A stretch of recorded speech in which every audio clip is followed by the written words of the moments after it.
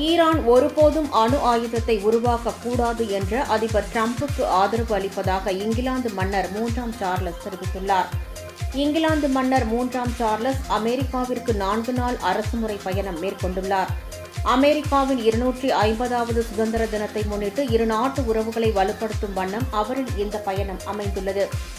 நேற்று வெள்ளை மாளிகையில் நடைபெற்ற இரவு விருந்தில் டிரம்ப் மற்றும் மன்னர் சார்லஸ் உரையாற்றினார். அப்போது 2ஆம் உலகப் போரில் அமெரிக்கா உதவாமல் இருந்திருந்தால் ஐரோப்பிய நாடுகள் ஜெர்மன் மொழி பேசியிருக்கும் என்று கூறினார். எனவே ஈரான் ஒருபோதும் அணு ஆயுதத்தை உருவாக்கக்கூடாது என்ற அதிபர் டிரம்புக்கு ஆதரவு அளிப்பதாக தெரிவித்தார். நிச்சயமற்ற இந்த தருணத்தில் மேற்கத்திய நட்பு நாடுகளுக்கு இடையே ஒற்றுமை நிலவ வேண்டியது அவசியம் என்று அவர் வலியுறுத்தினார்.